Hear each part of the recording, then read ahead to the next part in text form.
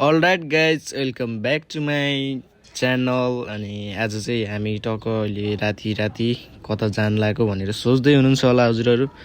तर हामी चाहिँ आज भनौँ न पोर्कको मासु लिन जाँदैछौँ। अनि त्यो ढोकासोका लाएर म चाहिँ तल आएर अनि त्यसपछि यसो ब्याकग्राउन्ड भ्यू देखेको 3 तलेको घर ड्याङड्याङ।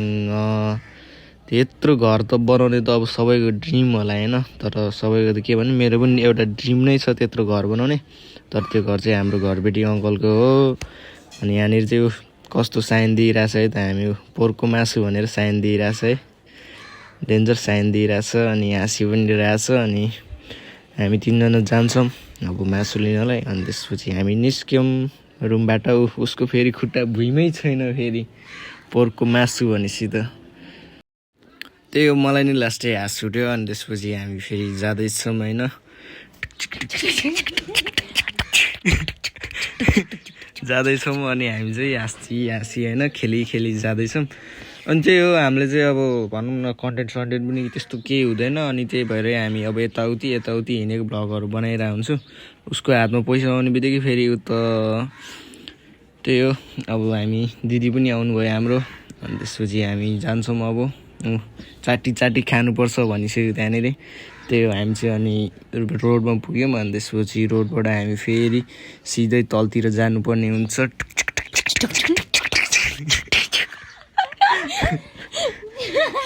त्यसरी जानुपर्ने हुन्छ हामी चाहिँ।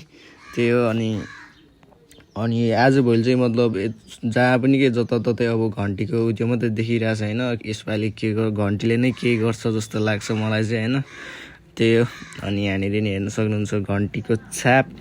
अनि हामी तलतिर आइपुग्यौँ फेरि। त्यसपछि यता हेर्न सक्नुहुन्छ घर कति अग्लो। ओ माई गड, बाइकमा त केरा रहेछ, वाउ जस्तो लाग्यो क्या मलाई चाहिँ होइन, वाउ जस्तो लाग्यो। अनि त्यसपछि हामी फेरि तलतिर जाँदैछौँ। अनि त्यसपछि हामी ठ्याक्कै आइपुग्छौँ मेन रोडमा। अनि यता चाहिँ मयुरी पार्कहरू, अटो पार्कहरू हेर्न सक्नुहुन्छ।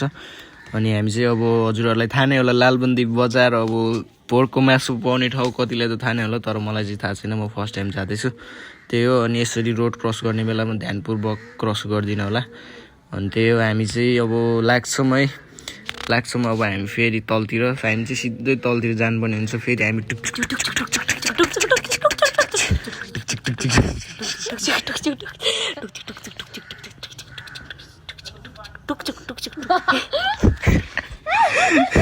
अनि हामी चाहिँ टुकचिक गर्दै लाग्यौँ है पोर्कको मासु लिनलाई।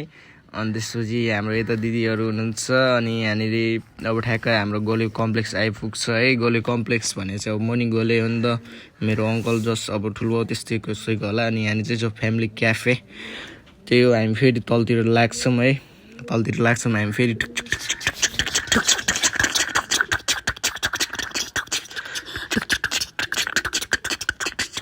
अनि हामी टक्क लाएर फेरि तरकारी बजार आइपुग्छौँ। हामीलाई चाहिँ आज त्यस्तो तरकारीहरू नि केही किन्नु त छैन। अनि हामीलाई चाहिँ तरकारीहरूले भन्दैछ मलाई लानु भनेर भने छ। यता अमला पनि हेर्न सक्नुहुन्छ। त्यही हो। अनि हामी चाहिँ सिधै यता छड्के लागेर हिँड्नुपर्ने हुन्छ, छड्के लागेर सिधै तलतिर जानुपर्ने हुन्छ हामी चाहिँ। त्यही हो, हामी फेरि जान्छौँ अब।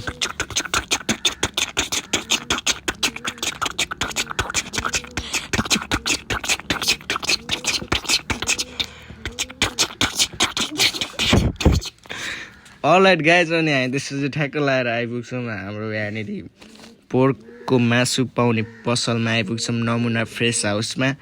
अनि त्यही हो, अब हल्का बिजी थियो उता मान्छेहरू पनि थियो। अनि त्यसपछि हामी चाहिँ एकछिन बस्यौँ र केजीको कसरी हो अङ्कल भनेको, यता बहिनीले मासु भनेर केजीको चाहिँ 600 भन्नुभयो। अनि त्यसपछि हामी चाहिँ आधा केजी मात्रै लान्छौँ, किनकि हामीले त्यस्तो धेरै खान नि सक्दैन कि, अलिक बोसो नै हुन्छ नि त धेरै। अनि मान्छे नि 4 जना छ। अनि मैले टक्क लाएर पैसा तिरेर अङ्कलले मासु पनि दिनुभयो। अनि त्यसपछि हामी अब फेरि लाग्नुपर्ने हुन्छ हाम्रो गन्तव्यतर्फ। मैले फेरि त पैसा थापेर यसो क्यामेरामा देखाएर अनि हामी फेरि लाग्यौँ। तरकारी बजारमा पुग्यो एकैछिनमा, टुकटुक भनेको तरकारी बजारमा पुगिसक्यो हामी। त्यही हो। अनि अब तरकारी अब के लानुपर्ने हुन्छ होइन। तरकारी त्यही अब साग भनेको छ, के लाने भनेको थियो अघि, मैले चाहिँ थाहा छैन। म चाहिँ चिलमा हिँडिरहेको छु पछि उनीहरू पछि।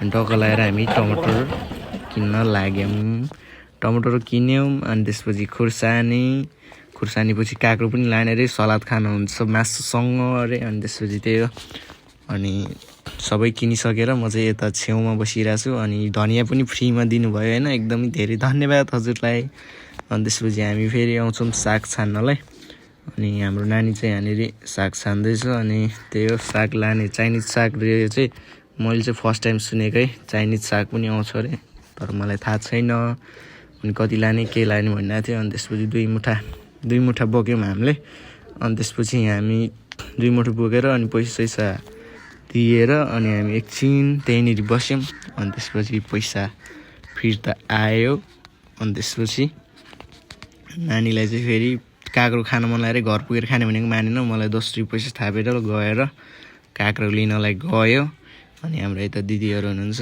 अनि काँक्रो किनेर नि आइसक्यो चाहिँ 10 रुपियाँ गयो फेरि हालिसक्यो मुखमा ग्वाममै हालिसक्यो मुखमा अनि त्यसपछि मलाई नि दियो उसले अनि त्यसपछि मैले नि ल्याम्मै खाएँ है अनि त्यसपछि खाएर अनि फेरि उसलाई नै रिटर्न गरिदिएँ अनि त्यसपछि हामी फेरि जान्छौँ अब गाइस अनि यता चाहिँ हाम्रो आन्टी भेट्टायो हामीले आन्टीले अलि मोटी भएछ तपाईँ त भनेको आन्टीले के भन्नुहुन्छ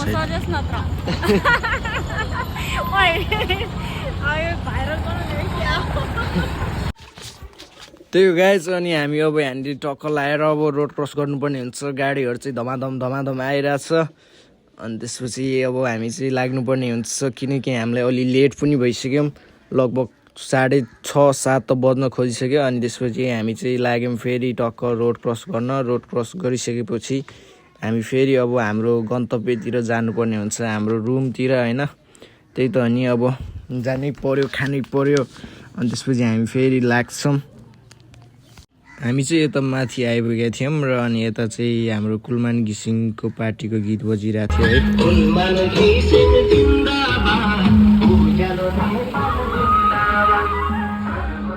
अनि त्यसपछि हाम्रो आन्टीको गन्तव्य पनि आउँछ र आन्टी उता जानुहुन्छ अनि हामी चाहिँ यता र अब हामी फेरि मासुतिर लाग्नुपर्ने हुन्छ र हाम्रो एउटा बहिनी भेट हुन्छ यहाँनिर यो बहिनीले के भन्छ सुनौँ है त गाइस है त हजुर के भन न ल तिमी पनि गोले ब्लग्स छ गोले ल हेर्छु नि मेरो भिडियो आएन भने ल ल ल हेर्छु ल फुल भिडियो कहाँ बस्छ तिमी कहाँ हो घर तिम्रो मेरो घर उतै हो यता ए ल ल ल गएको बहिनीलाई भिडियोमा आउनु पर्यो अरे अनि बहिनी पनि उता लाग्यौँ र हामी फेरि अब हाम्रो घरतिर लाग्नुपर्ने हुन्छ रुमतिर है त गाइस त्यही हो अनि अहिले चाहिँ त्यस्तो जाडो पनि छैन त्यही भएर राति भयो नि म चाहिँ अब एउटा टी सर्ट मात्रै लगाएर हिँडिरहेको छु अनि हामी फेरि लाग्यौँ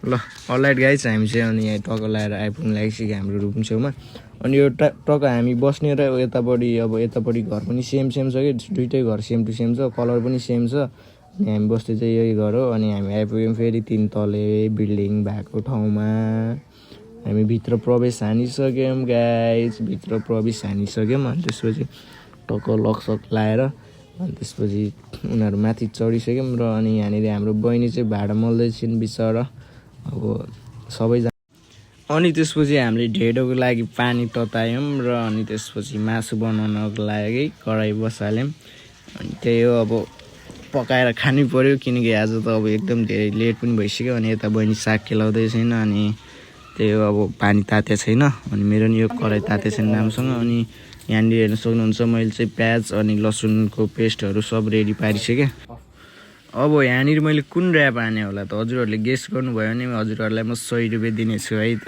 भनेर चस्मा खोलेर अनि यता फेरि बहिनीहरू हाँस्दै बसिरहेको थियो अनि आजभोलि हाम्रो जो प्रोजेक्ट वर्क गर्नु छ नि त त्यही भएर नानी र बहिनी चाहिँ प्रोजेक्ट वर्क गर्नुपर्छ अनि हामी चाहिँ अब 2 जना पकाउने 2 जना होमवर्क गर्ने कालो होइन सहजै कालो छ राति खोज्न यसलाई गाह्रो छ यो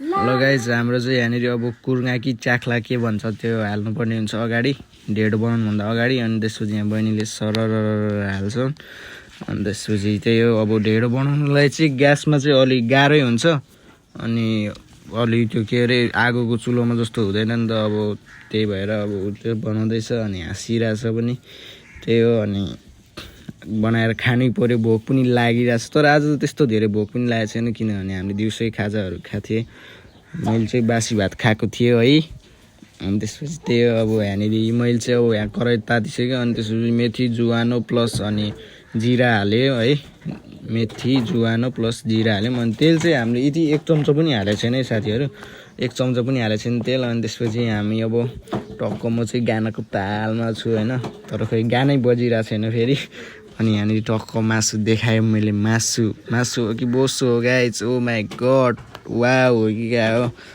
त्यही हो अब यहाँनिर मासुलाई हाल्नु पर्ने हुन्छ कराईमा है अनि टक्क म चाहिँ अब मैले बनाएको तरकारी चाहिँ अब त्यस्तो मिठो पनि हुँदैन होइन तर ठिकै हुन्छ होइन त हो त्यस्तो नमिठो पनि हुँदैन त्यस्तो बब्बाल वाउ भन्ने टाइप पनि हुँदैन होइन त्यही हो अनि आज चाहिँ म बनाउन जाँदैछु अब त्यहाँ मासु हालेपछि चाहिँ एकछिन मजाले फ्राई हुन दिने होइन सानो ग्यास गरेर राखिदिने अनि मजाले फ्राई हुन दिने उनीहरू चाहिँ आफ्नै तालमा होमवर्क गरिरहेछ है पोटेटो बनाइरहेछ अनि म चाहिँ यहाँनिर तालमा मासु फ्राई हान्दै अनि बहिनी चाहिँ त्यहाँनिर ढेँडो बनाउँदै अनि त्यही हो मलाई चाहिँ एकदम हाँस उठ्यो होइन दाँत देखाउनु मन लाग्यो अनि त्यसपछि त्यही हो उसले पानी थप्दैछ पुग्दैन भनेर कराई पनि अलिक सानो सानो छ नि त मेरो मासु चाहिँ अब लगभग भनौँ न हल्का हल्का त आधी फ्राई त भइसक्यो है आधी फ्राई त भइसक्यो अनि मैले फेरि एक सर्ट चलाएँ है अनि चलाएर अनि त्यसपछि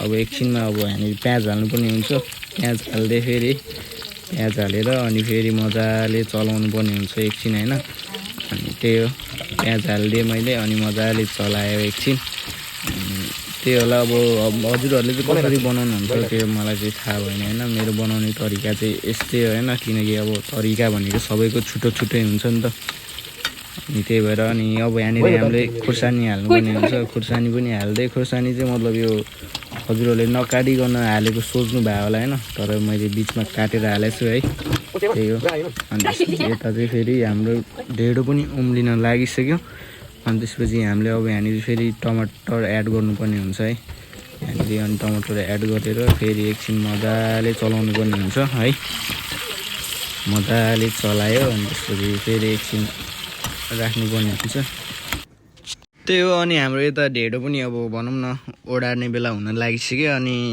बहिनीले गर्दैछ अब मलाई चाहिँ त्यस्तो ढेँडो चाहिँ बनाउन आउँदैन होइन अनि अब प्लस अब हाम्रो यहाँनिर फेरि त्यसलाई के अरे यहाँ मासुमा अब मसलाहरू बेसारहरू हाल्नुपर्ने हुन्छ सुरुमा अब बेसार हाल्नुपर्ने हुन्छ ठिक्कले होइन अब तरकारी कति छ त्यति अनुसारले अनि त्यसपछि नुन हाल्नुपर्ने हुन्छ हामीले नुन चाहिँ अब उनीहरूले चाहिँ कडक नै खान्छन् तर मलाई चाहिँ अब मैले बनाएको तरकारीमा चाहिँ उनीहरूलाई नुन कहिल्यै लाग्दैन अनि अब मसला पनि हाल्नुपर्ने हुन्छ थोरै होइन मसला पनि हालिदिएँ अब फेरि चलाएँ होइन मजाले चलाएर राख्नुपर्ने हुन्छ अनि त्यही हो अब चाहिँ मतलब लगभग पाकिसक्यो भनौँ न मासु चाहिँ होइन अनि साग पनि बाँकी छ नि त हाम्रो एड गर्नलाई अनि यता बहिनीले चाहिँ फेरि मजाले ढेँडो ओडार्न लागिरहेछ अनि म चाहिँ यता लसुन र के अरे अदुवाको पेस्ट हाल्दैछु है अनि त्यही हो फेरि त्यो हालेर अब मजाले चलाउनु पर्ने हुन्छ एकछिन है अनि अब